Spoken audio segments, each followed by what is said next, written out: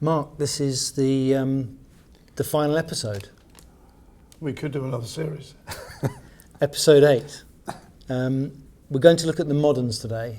Yeah. And possibly also have an opportunity to reflect on where we've got to.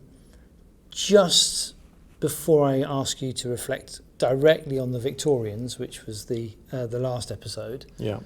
I just want to throw a question to you, because I think some of the things that you've been looking at over the 7 episodes up until now, especially since the Romans, so episodes 4, 5, 6 and 7, you do consistently point to what I would call a reduction of some of the key principles that may go back to either the Hebrew thinking or the Hellenic thinking. And you do talk about loss. I'm not saying it can be completely characterised in that way.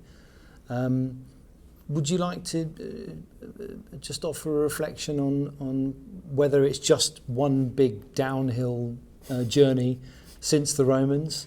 What have the Romans done for us? What have the Romans done? Line coming up. I think I'm going to have to put my pen down for this, Richard. Okay. Yeah.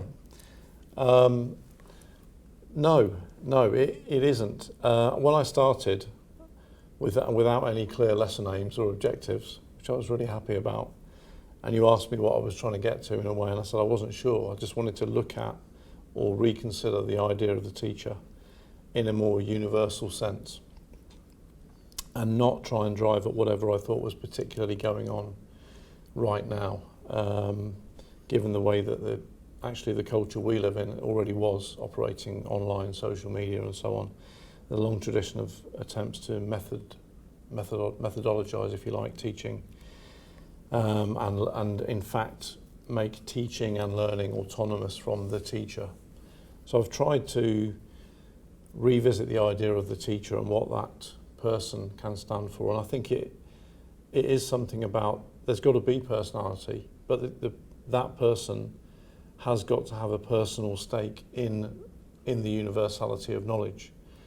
And I guess what I'm optimistic about is that you really can find that person, because there's so much amazing knowledge to inspire them.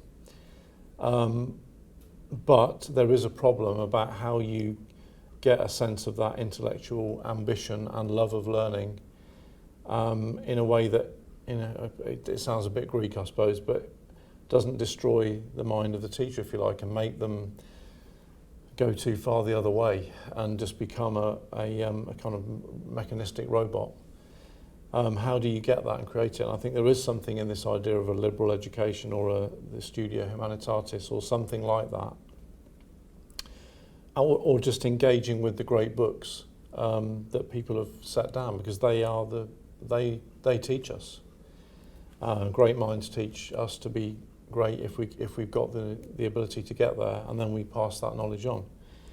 I'm really optimistic about that, and I'm really optimistic to feel the sense of freedom in these conversations with you to do that, and also to keep exploring that range of thought, which perhaps Arnold tried to say that as well. We looked at him last week, but he just brought together, I think, with this phrase, the best, the idea that there is something better than ourselves. And I think that humility, without overstressing it, because you've got to be confident as well, I think can drive teachers forward. I don't know what it would mean if suppose I was to be on would I be invited to speak to teachers on a teacher training institute if it wasn't the one we were setting up? I don't know. But I think the sense that a teacher has got an awareness of the tradition from which they came, a sense that tradition has helped shape them, and they're responsible to it in order to be responsible to the next generation, is so far superior, and I'm not ashamed to say that, to saying, where's your lesson plan? What's that knowledge grid going to get us taught today? Or you will learn this because you've done this, or cognitive science says your mind works this way. So we're not going to try and stretch you, or you can only concentrate for so long. All the little excuses that get made to kind of take away the relationship between teacher and student in the true sense. And if people get what I think I'm trying to articulate, it's a much freer, happier version of a teacher than I think we've been served in the last few years by the way it's been institutionalised, and which I'm not happy about at all. But it's not a long decline to engage with the tradition. It's actually, if you like, a kind of reascending through to understand what we've got to learn from this amazing tradition, what people have given and offered us in terms of knowledge, and then how do we teach it. And I can only, for me, I've come out of these with new questions. Each week I've thought, well, no wonder I couldn't answer that point. I don't know enough about it. Can I go back and keep working at it? A bit like we talked about Newton last week, reworking at this concept of hardness and what it meant, failure to rebound. This sense that a teacher can really work at the job and the students in front of them to get them to know it and be part of that, I think is something we won't lose, because the students have always wanted it. I think most teachers have as well, but I'd be lying if I said there wasn't an administrative or bureaucratic element to the job that's crept in. At the same time, I'm not trying to skimp on the fact that a teacher's got to do the nuts and bolts. You've got to make sure you've nailed down your lessons, but what I'm getting at is it is a real striving to become a better person when you take on the role of a teacher, and that's got to be seen as an opportunity.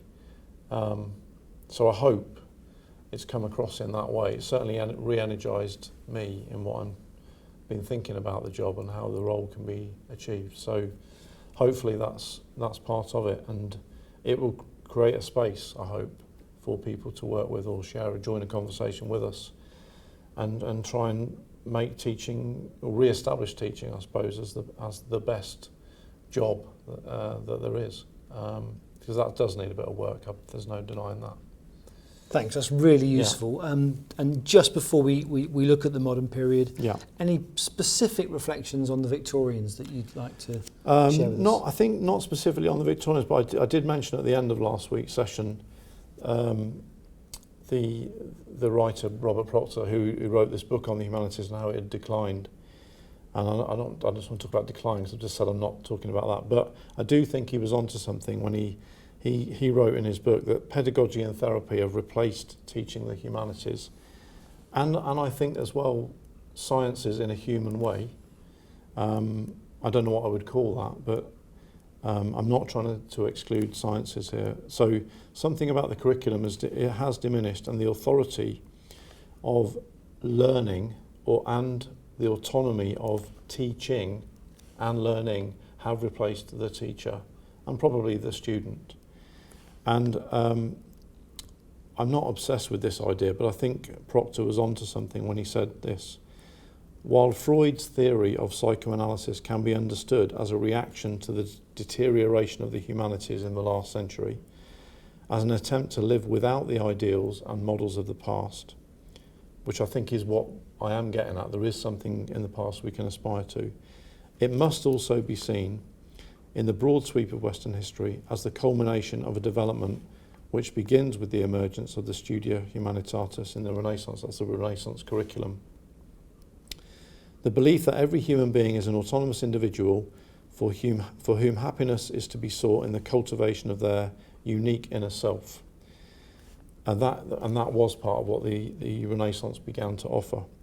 From this point of view, psychoanalysis is nothing but the analysis of this self, shorn of the classical models that once gave it form. So therapy replaces emulation, and analysis replaces, he says build on, but I would say analysis has replaced dialectical teaching. And I don't mean dialectical in some weird sense. I just mean the teacher-student are sharing and engaging in the knowledge and trying to work out what each section of the argument they're teaching means. And then he says the goal remains the same, stable character. I think that's an interesting point, but it's not the key thing. I do think that something happened to in the Victorian period where what they made tremendous advances in many ways, but something stalled it. Something turned what could have been great teaching inwards, and Dickens came up with this caricature that obviously struck a nerve about the Gradgrind, but we've resulted with a turn away from teaching knowledge, I believe, to a tremendous focus on who are we, can we solve life's problems on our own? There is not an idea of models of the past to emulate or greatness, as far as I'm aware. And if you go down that road, you're often seen as not just a dinosaur, but an authoritarian. And I just think that's wrong. And that means that the true creativity which comes out of a dialogue between teacher and student has been replaced by a search for creativity in and of itself. And Picasso is the great example. He was taught in a classical sense to paint, and then he broke away from it. He was taught, his blue period paintings reflect that, and then the Demoiselles d'Avignon, excuse my pronunciation, show a tremendous response to that from himself. But the idea that the creativity is just there and is cultivated without any emulation, I think is really dangerous. And I do think, I don't want these sessions to be a lamentation for that, but I think there is an element of that there. But I hope we can, partly explore how that can be permanently challenged by the inherent dynamism of the teacher-student relationship, and this fact that people do want to learn together about great things. Thank you. I'm making notes of extra targets that you're setting up. So psychoanalysis has been mentioned, and now creativity, which has been a buzzword for the last 30 years. Yeah, I think all the autonomy of even teaching and learning, as I've said before, they've always struck me in the past. They think that it's some sort of process you will see in the student, but I don't think that's the case at all. I am learning. It doesn't really tell me anything. What do you know? What have you learned? Okay, if you haven't learned it, I need to teach you again, or teach you better. I've got to do this job better. And the student may have to concentrate better, or whatever it is. I just think we've fallen into a trap of process, and that hasn't helped. And I think psychoanalysis is part of that. But in general, there's a tendency to replace substantive content with methods and approaches. I'll say it now actually, because Hutchins, who wrote The Higher Learning in America, he came into Chicago University. It's a controversial institution because they revisited quite a lot of the tradition. But he says the great man theory, which you'd expect him to support, he says the great man theory of learning and character building, which you wouldn't expect him to support, they both deny content in education. And if you don't have content, you're really stuck. And content, personified, is the teacher. It can also be the curriculum, of course, but I think what I am sensing today is that teacher's got to stand up and say, you need to know this. I probably there are many ways to say the same thing, and I may be drifting into that. I didn't mean to, but I want kind of the personality of the teacher to assert itself, and I hope that we can get that out of this process. Well, I think that's been clear in most of the episodes. You do keep on coming back to that, so thank you for that sort of thought and balancing. Yeah. So the modern period, what are the key features of this period? Yeah, so, I think, as I've already said, method, but if I take the psychology point, I think in essence, and I'm going to try and exemplify it through the American literature of education on civil rights, or as a response to civil rights. Partly, not really because of today as such, because I know that it's an issue today, but partly because I think it does show us exactly what's at stake.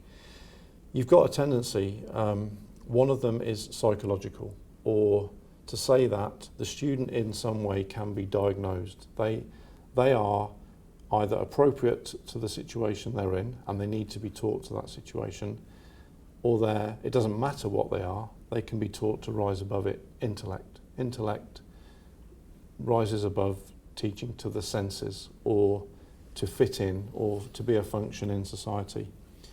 And I think that runs all the way through, including with things like assessment for learning in the modern period, or in the most recent period, including cognitive science, including learning to learn, including probably various forms of teacher toolkit, whatever you call it.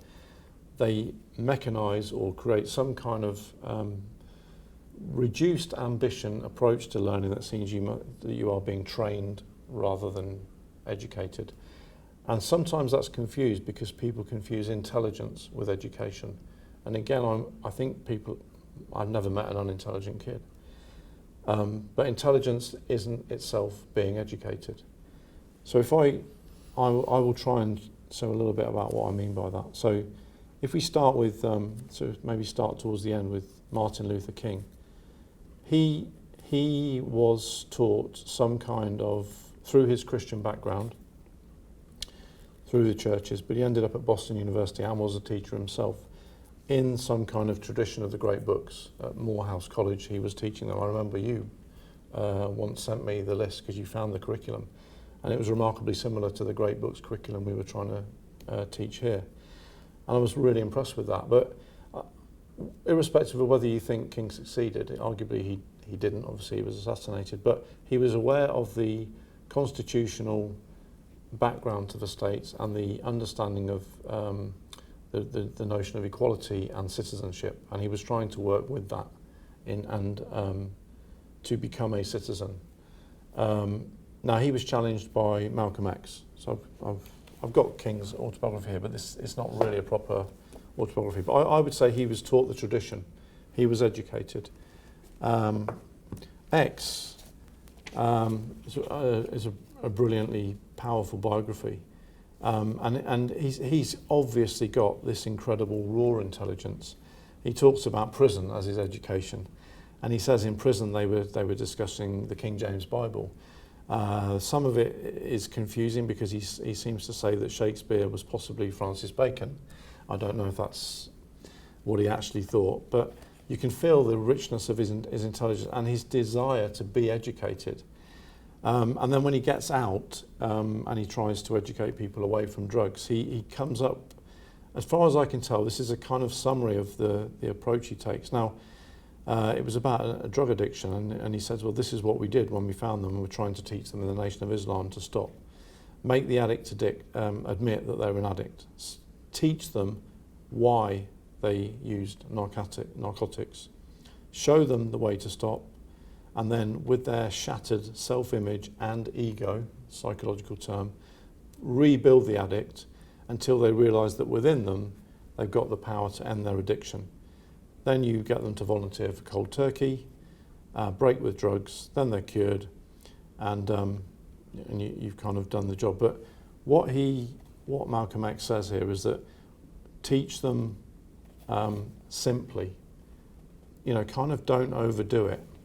Now, I found that a little bit, if you've got someone on a drug program, obviously, be practical and teach them. But what I was looking for more in this book was a sense that he was driving to be educated, and I think he was, but it doesn't quite come out. I mean, I'd willingly have a further discussion about this because some of the book I think is very unusually argued, particularly about how whiteness and so on is constructed. He has a really good go at his classroom teacher, Mr. Ostrovsky, who really says, you should become a carpenter, not a lawyer, which is what he said he wanted to do. And I completely can see why X wants an intellectual education, and he's so fed up with what he's been offered, and he's been racially talked down to, and it's all there. And I've often thought that in Britain today we want high expectations for all students, and I sometimes think that the intellectual demand that I think X wanted, I think he didn't quite go there, or maybe didn't have time to do that. And I think what he was lacking was what was offered earlier in the tradition by W.E.B. Du Bois, who was the famous black sociologist who studied in Germany. He knew all the struggles about how you would become a teacher, but he was very clear in his own fight with Booker T. Washington, who set up at Tuskegee University, which is kind of a vocational approach to education. This is all in the early 20th century. Du Bois was very clear that you need an intellectual education for all students, but particularly for black ones.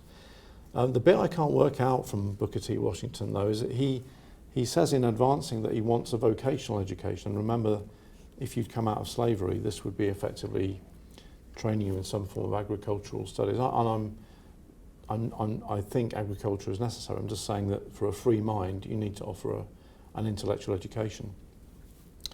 But Booker T. Washington's got, the bit I can't work out is he says he was travelling all around the Deep South and he keeps coming up against people who know Greek. They're in his own community. They've been taught intellectually. And he's saying this isn't what we need. We need people who know how to do the job.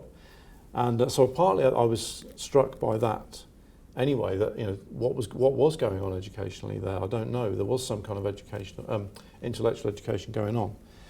But mainly I am on the side of X in his demand for an intellectual education. I'm certainly on the side of Du Bois in the way he argued for that and became a professor in doing so. But it summarises everything about the way education is anyway. Some people think you've got to be tooled up to do the job you're going to do, and some people think you need a broad intellectual education. And I think I'm with the latter. I'm not against training.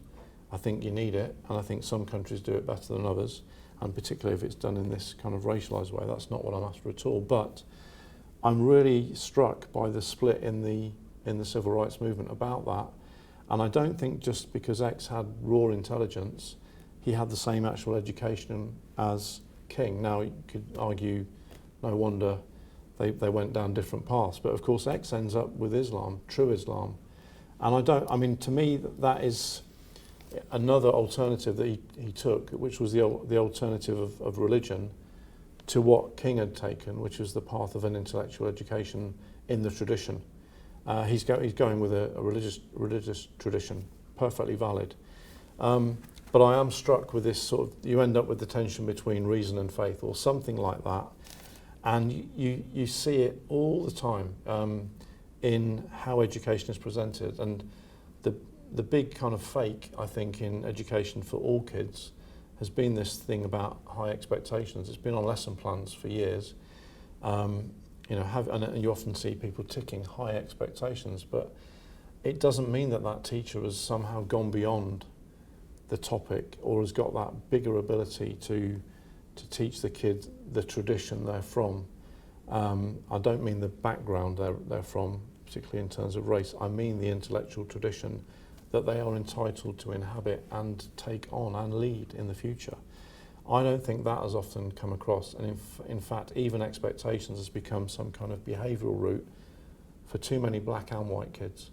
So I think there's a real problem, particularly in Britain, probably in other countries as well, between the sense of freedom you get from a teacher that says you're entitled to this and you've got the freedom to go and get it if you work hard, and there's something that derives from psychology but isn't completely explained by psychology, where you don't really believe they can fly. You just think that somehow you're going to get this kind of job, so that's kind of what you're going to get. And that's about the teacher. The teacher themselves have got to push themselves harder, I believe, to go beyond that, to encompass the tradition, as I've said. It's going to be a really hard job, but it should be a job that brings joy to the teacher, because it's where you're internalising the tradition in order to free yourself as a teacher. I think I'm stretching over a lot of ground, so feel free to come back at me. But I think there's something in that. And as it happens, at the moment there is a lot of discussion about Black Lives Matters and things like that. But I think that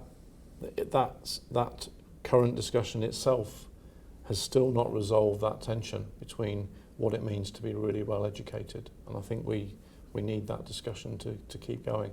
I think the solution's in some form of dialectical education, which is what the Greeks have given us for all kids. But all teachers have got to go for it as well a bit more, I think. Do I know exactly how to do it? No. But I'm thinking about it. Well, I think it's very interesting that you've chosen to go down this route as an example. In terms of the civil rights discussion, very interesting. because I think when we go back to the first episode and where you started with the series, we have to be clear that this has come out of a product of reflection during lockdown. Yeah. And one of the other things that I've noticed during lockdown is, say, for example, in my discipline, English teachers, I think I shared the link with you with that Radio 4 programme, where an English teacher was reflecting on what he's going to do differently when he comes back to teaching.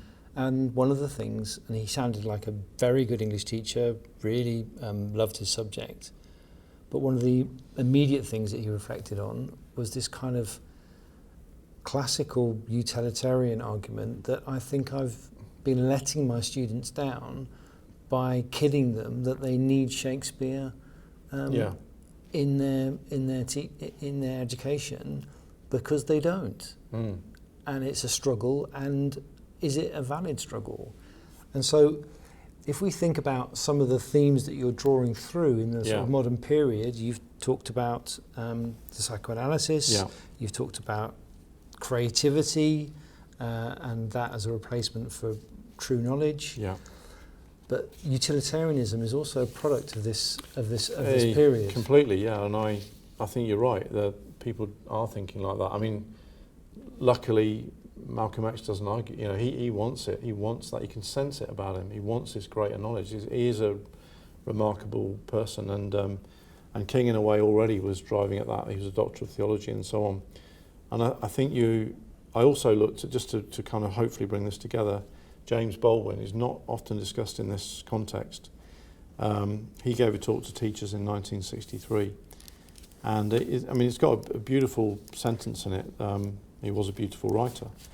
The paradox of education is precisely this, that as one begins to become conscious, one begins to examine the society in which he is being educated. So he's truly aware that you are, that the purpose of education is to teach someone to think for themselves.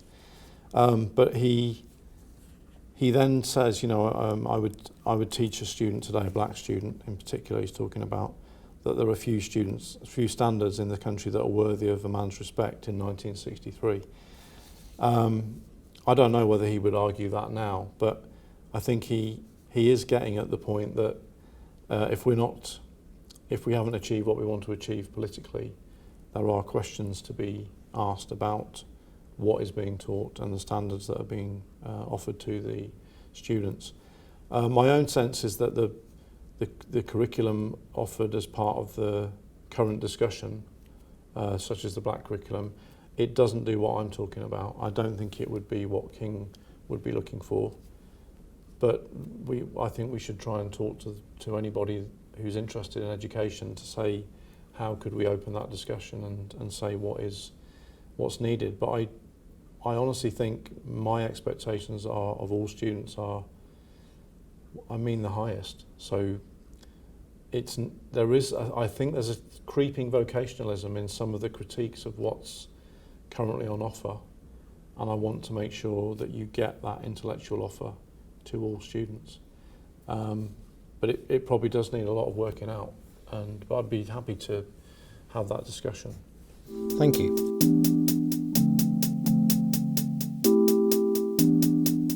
Okay, Mark, who else influenced the idea of the teacher in this period? Yeah, so having considered the American Civil Rights period, which I do think is really, really fascinating, I wanted to look at Einstein, because he's often mentioned in teaching. I remember when I first went into my first job, on the wall was the poster that's often used to be in schools saying, Einstein was dyslexic, so you can succeed too. I was never very persuaded by this. I read a biography of him and discovered, as far as I could tell, he wasn't dyslexic. And the other thing it said was that he didn't do very well at school, but he seemed to do pretty well as far as I can tell. And obviously, he certainly went on to do well with his theory of relativity. But he was a tutor to a person called Maurice Solovine, who wrote letters to him all the way through his career. It's very interesting on Einstein as a teacher. I mentioned in the last session, I don't know if I would have Einstein in school. I'd certainly give him a job, but he'd probably find it tough. But Solovin muses, perhaps this man, Einstein, can explain theoretical physics to me. There's an advert he's seen. He goes to the house, goes up to the second floor, rings the bell. He hears a thunderous "herein" sort of come in, and Einstein appears. And he's struck by the extraordinary radiance of his large eyes, goes in, and the student, Solovin, says, well, I was studying philosophy, but I want to know physics, so I get a real understanding of nature. And Einstein says he'd also found philosophy attractive when he was younger, but it would become a bit vague, and therefore he'd focused on physics. And they talked for 2 hours about all sorts of ideas, and then they realised they'd forgotten about the physics. Now, I've mentioned this before, but there's something about a teacher that can go off topic that seems to be an attractive part of the idea of the teacher. And he goes back to him on the third day, Solovin, and says, Einstein says, as a matter of fact, you don't have to be tutored in physics. Our discussion of problems that stem from it is much more interesting. Just come to see me and I would be glad to talk to you. I went back many times, and the better I became acquainted with him, the stronger my attachment grew. I admired his insight, and this is the way he taught. He was not a brilliant orator. He didn't use striking imagery. He outlined his subjects in a slow, even tone, but in a remarkably lucid manner. And to make his abstract thought more easily understood, he sometimes used examples drawn from common experiences. And he really spoke out against the abuses of mathematics in the hands of physicists. Physics, he would say, is basically a concrete, intuitive science. Mathematics is just a way to express the laws that govern phenomena. And then he leaves it there, and then the next day he says, well, this is Solovin, the student. Don't you think it would be a good idea for us to read one of some great thinkers' works and then discuss the problems? Yeah, that's an excellent idea, says Einstein, so they're not going to talk about physics at all. I suggested we read a scientific work by Karl Pearson, and they do this, and then they eat cheese, bologna sausage, some honey, 2 cups of tea, talk for hours, and then they read great authors, like Hume and Sophocles, Don Quixote, Dickens, Mill's Logic, as well as the physics. So you get a sense that there is an idea of the teacher here, which is that obviously Einstein was so interested and the student was so interested that they somehow generate this ability to teach themselves, if you like. And I think there should be a space in schools for that. And I think you've done a lot to create that in the sixth form here with some of our really good students, with the debating and the way we've both had a go at trying to get a kind of great books program. I certainly think it adds something, and often it comes back in the classroom. So really it's a sense of this, the teacher is really well educated. But there is something else on Einstein that Solovin mentions, which is very interesting. He says that Einstein's approach to learning was deductive and in a way sort of syllogistic, but in particular symmetrical. He was always looking for symmetry and unity. It's not really induction in the sense we've talked about it, and I think you get the picture from what we've just said there, that Einstein was very reluctant to give up on the kind of sense that he was part of a tradition of thought, and that tradition of thought had taught him to think and reason in some kind of harmonious way. And I think you get a bit of a sense of it in Newton as well.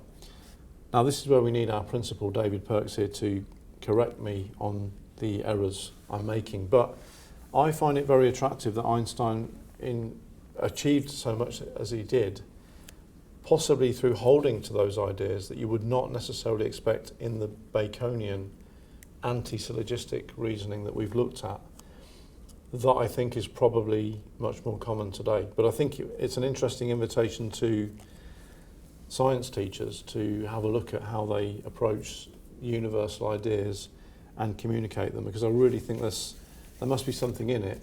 And of course Einstein was just really, really willing to teach himself in his areas of ignorance. And I think, for that you have to applaud him. Interesting. I asked one of our science teachers, Right. shall remain nameless, Okay. who basically said, well, there are no universal ideas. Yeah. Everything's inductive.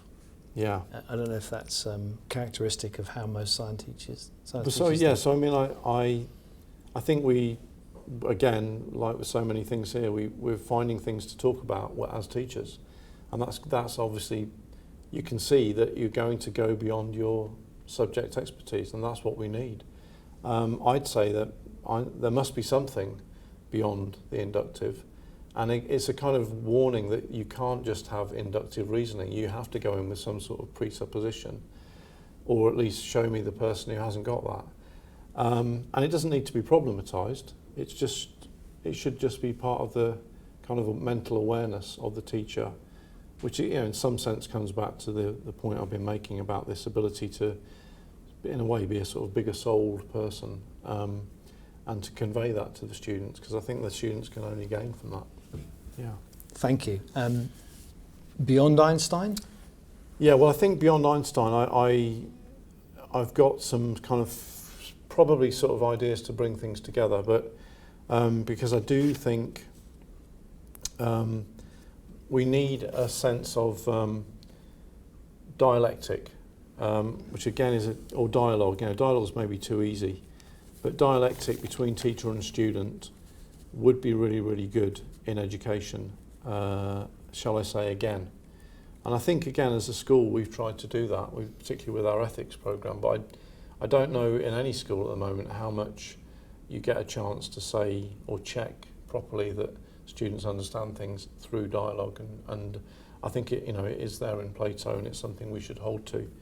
So I've got probably a few things, including that, to bring it together. I did just want to mention Abelard, because I went back to him after our conversation, and a fair play to this guy. You know, his tragic personal life, and even though Eloise remained in love with him forever and said she would be a whore to the church rather than give up on his love, but the actual serious point about his work, although that's the serious point about his love, don't get me wrong, it's that he did arrive at solutions like Aristotle without having all of the information to hand, because the text hadn't been rediscovered. So I think his dialectically driving at the universal, and his own awareness that he went too far in a way. He knew he was famous for it, but I think there's something about him and his magnetism and personality that is the elements of a great teacher, and I think we should be looking for that kind of idea a bit in the teachers that we have about what they are driving at. I'm not going to get into the personal details because that would be too tricky. But yeah, a few other things. I mean, Plato's Republic is an attempt to address justice, and again, it's not the topic you would normally think of in a lesson unless you're doing philosophy. And again, I think that some of the things I mentioned earlier, there is a kind of crisis in the theory of justice and how people talk about it in ethics. It's not necessarily in everyday classroom teaching, but I think the Republic is, in its structure, its sophistication, and its fictional elements, with Socrates at the heart of it, may just be the best way to address those things with a student, through giving them an abstract, separate discussion, a discussion that is not where they are now, is outside of themselves, is a challenge to them, to their thinking, because it's saying this isn't where you are now. Think about these ideas in a more abstract way. I think that's one thing we can take from the idea of the teacher, and going back to Malcolm X, for example, I think he probably would have benefited from a more abstract approach, and but he didn't live to do that. But I think he was one of those people that may well have been pushing at that. That there's other general points. I think that this is a book by a man called Weaver, In Defence of Tradition, and it took me a long time to find this, but he says this kind of really, really good quote. A teacher is somebody who gives names well, and that means you kind of use words well, and you're engaged in working out what words mean. In a way, you correct words. Now, I don't mean that is the pedant of Dickens, But he goes a bit further, and I think this helps us understand. By what act of arrogance do we imagine that we know what things really are? The answer to this is, by what act of arrogance do we set ourselves up as teachers? There are two postulates basic to our profession. The first is that one man can know more than another, and the second is that such knowledge can be imparted. Whoever cannot accept both should retire from the profession and renounce the intention of teaching anyone anything. I think there's a lot in that about, in a way, it's not all about equality. You do know more, you should know more than the student, but your aim is to get the student to know more than you. They've got to, but to get them to know more than you, you've got to damn well teach them really well. So that, I think, is a really great summary of that idea.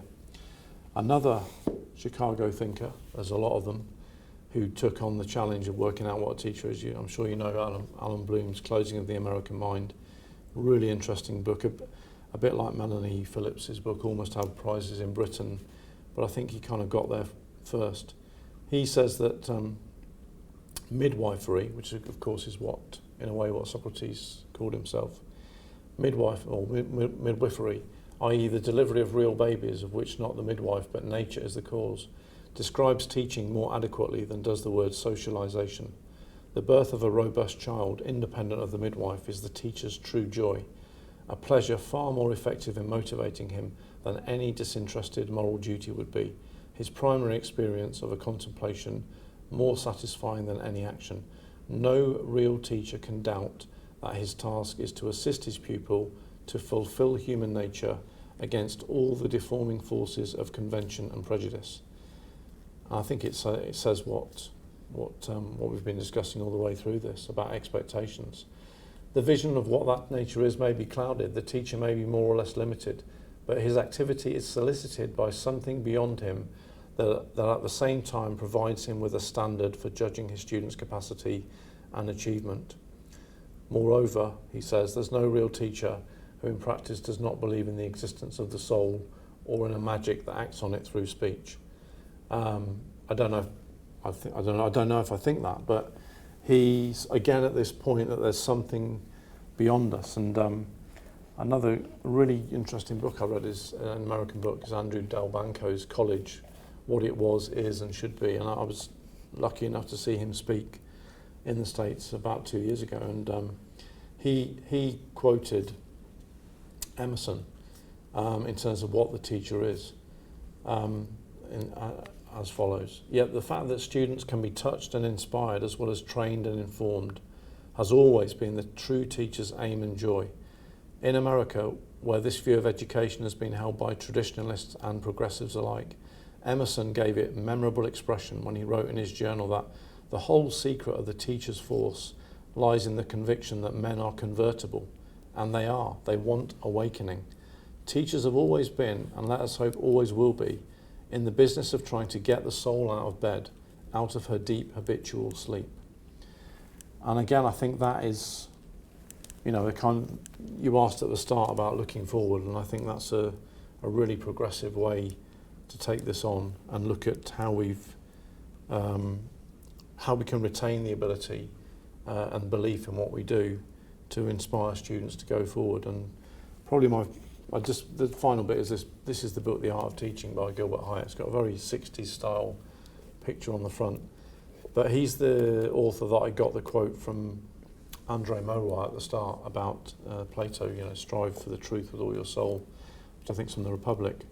And this book's full of great ideas about what a teacher is and could be. And for me, I think the teacher is looking for constant sources of regeneration and revitalisation to make their job a living tradition, not a dead one. And I think that we've tried to look at places where that's gone right and wrong in the last, I don't know how long we've been doing this now, probably about 2 months or so. And I think that it is through engaging with, I have to say this, with great books and literature. It's got to be an essential part of the teacher's training and how they see their role, because I think at the moment we're not going to get that necessarily elsewhere. You're going to get a dialogue with a student. I don't know how much you're going to get on teacher training or whether they want to do this stuff. I put that to them to share this conversation with us. But I think the teacher's got to be looking back to those great examples. It does involve a judgment of greatness, or at least an awareness that there's something out there that may be better than where you are already, and then go and see what it says and test it out in their own minds and test it out in the classrooms, or use it as something a bit like Einstein was doing to kind of educate himself in the wider aspects that a teacher knows before you do your own specialised area. And I think that may be one way we can go forward. Is it too idealistic? No. It's essentially a liberal education, but it's a liberal education where the teacher is driven by a sense of purpose to go and teach. We've got people that want to go and teach, but we're not always clear in the first few years if they've really taken on too much in their own minds, and that's always happened. But I think one of the things we can get from this, if we invite teachers to join us or they see this and join us, is really getting a strength of understanding among teachers about what the job involves, why it's such a great idea to be a teacher, and all the resources we've got to drive this forward. But they're not the normal resources you would expect. They're things that are waiting for us to go and look for them. But if you look, you will find. On that note, I'd like to say it's been a pleasure to work with you and talk to you about these books and these texts. I do hope we can reach out to extend the conversation. I did hear a statistic the other day that as a product of lockdown that the applications to be a teacher are up 70%. I've heard that as well. Which means that now is a great opportunity to engage people specifically in these ideas. So I mean, just final word really is Martin Luther King in 1947 did write something about education, and he said, be careful, we don't want closed-minded, unscientific, illogical propagandists consumed with immoral acts. Be careful, teachers, he says. And but I think what he meant positively, because of his own tradition that he was part of in terms of the education he'd been getting access to, was you can only look forward, really. If you've got to be careful as a teacher, you've got to be a teacher in the first place. So that what I'm holding to is be a teacher, and in a way take a few more intellectual risks, I would say, to kind of add to that quote. And then I think we won't know what the exact results will be, but we've got a chance of creating the kind of students that can know more than us. What else can there be as the goal? Thank you very much. Thank you very much. Thank you.